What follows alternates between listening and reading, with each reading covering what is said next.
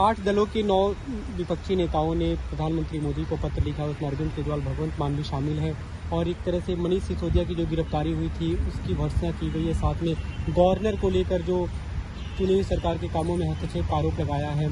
किस तरह से आप देखते हैं इसे?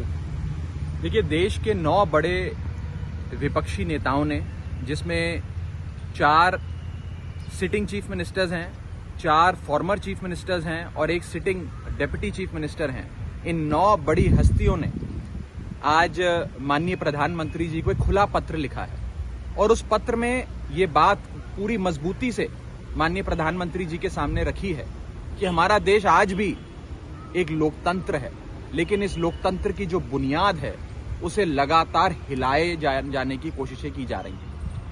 कैसे आज अपने सियासी प्रतिद्वंद्वी पर सीबीआई, ईडी का प्रहार करके, तमाम एजेंसियों का प्रहार करके उन्हें पकड़ पकड़ के जेल में डाला जा रहा है। और ये किसी एक पार्टी तक सीमित नहीं है, तमाम पार्टियों के जो भी विपक्षी दल मजबूत होता नजर आता है, ईडी, सीबीआई उसके घर पहुंच जाती है, उसे दबोच कर जेल में डाल देती है और फिर महीनों सालों उसकी बेल नहीं होती।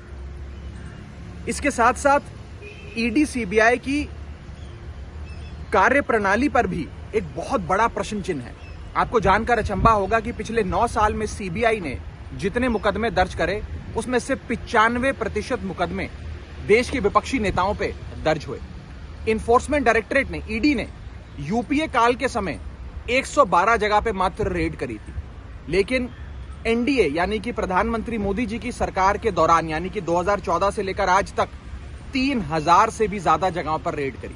और ईडी से जब पूछा जाता है कि आपने इतनी रेडें करी, इतने मुकदमे दर्ज करे, अंत में कितने लोगों को कोर्ट ने कन्विक्ट किया, यानी कि कितने लोगों को कोर्ट ने दोषी करार दिया, तो पता लगता है कि 0.05%, 0.05% भी कन्विक्शन रेट ईडी का नहीं है। आप लोग जो सवाल उठाते हैं मनीष सिसोदिया की गिरफ्तारी हो या एलजी का काम हो, उसके पीछे कहीं ना कहीं आप लोग सीधे तौर पे प्रधानमंत्री को दोषी मानते हैं, तो फिर उन्हीं को पत्र लिखने का क्या मतलब? देखिए, आज तमाम मुख्यमंत्री जिनको देश की जनता ने चुना है, जिन लोगों की वोट की ताकत से ये मुख्यमंत्री, ये पूर्व मुख्यमंत्री एक सरकारों में रहे हैं, सरकारें चलाई हैं, आज ये अपने ही देश के प्रधानमंत्री से एक अपील कर रहे हैं कि एजेंसियों का दुरुपयोग छोड़ दीजिए, एजेंसियों को इंडिपेंडेंट तरीके से फंक्शन करने दीजिए। और ये सारी जो कवायद है ये ईडी, सीबीआई तक लिमिटेड नहीं है। आप देखिए, इस देश में गवर्नर और लेफ्टिनेंट गवर्नर के दफ्तर का दुरुपयोग कर जो एक कॉन्स्टिट्यूशनल ऑफिस है उसका दुरुपयोग कर पॉलिटिकल स्कोर्स को सेटल किया जा रहा है और हर कोशिश की जा रही है कि विपक्ष को कमजोर किया जाए, खत्म किया जाए। आप विपक्ष लड़िए, आप सत्ता में हैं, लड़िए, लेकिन चुनाव के रण के मैदान में लड़िए। एजेंसियों का इस्तेमाल कर गवर्नर के दफ्तर का इस्तेमाल कर आप केवल विपक्ष को ही खत्म करने की कोशिश नहीं कर रहे हैं, इस देश की लोकतांत्रिक बुनियाद को हिला रहे हैं।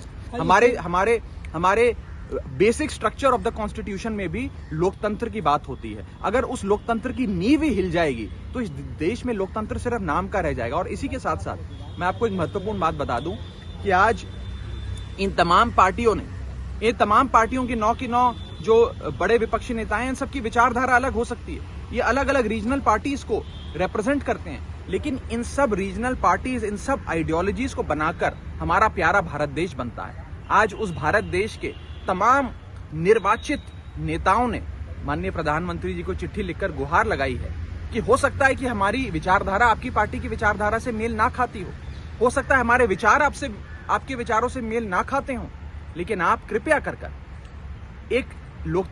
इस लोकतंत्र की जो बुनियाद है उसे ना हिलने दें और ईडी, सीबीआई का दुरुपयोग जो आज केंद्र में बैठी सरकार कर रही है उसे बंद किया जाए। सारे नेता मनीष सिसोदिया जी के अरेस्ट को लेकर बहुत चिंतित हैं।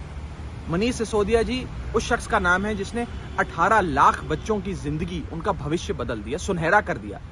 आज सिर्फ आम आदमी पार्टी के लोगों में रोष नहीं है, सिर्फ दिल्ली के लोगों में रोष नहीं है, मनीष सिसोदिया जी के अरेस्ट से देश भर की आवाम में रोष है, तमाम नेताओं के मन में रोष है और इसीलिए आज सबने एक साथ आकर ये पत्र माननीय प्रधानमंत्री जी को आपके हिसाब से चिंतित विपक्ष में लेकिन कांग्रेस तो कहीं नहीं है, न लेफ्ट पार्टी है, जो देश की 2 बड़े विपक्षी दल हैं। नहीं, उनका भी साथ हमें प्राप्त है। ये मात्र एक चिट्ठी के माध्यम से हमने माननीय प्रधानमंत्री जी को ये सारी बातें उनके संज्ञान में लाने का प्रयास किया है। तमाम पार्टियां, सारी विपक्षी दल, कांग्रेस का एक समर्थन साथ है हैं। आपको किसी से बात नहीं, सब साथ है, तमाम फोरम्स पे सब साथ होते हैं। मैं किसी एक विपक्षी दल पे व्यक्तिगत तौर पे कोई कमेंट नहीं करना चाहूंगा। मुझे लगता है कि जहां तक लोकतंत्र को बचाने की बात है, तमाम विपक्षी दल साथ में है। बीजेपी को छोड़कर मैं आपको ये बताना चाहता हूं कि एनडीए के घटक दल भी आज हमें फोन कर समर्थन दे रहे हैं। कितने एनडीए के घटक दल है जिनके फोन हमें आए और उन्होंने कहा कि मनीष सिसोदिया जी के साथ जो हो रहा है बहुत बुरा हो रहा है।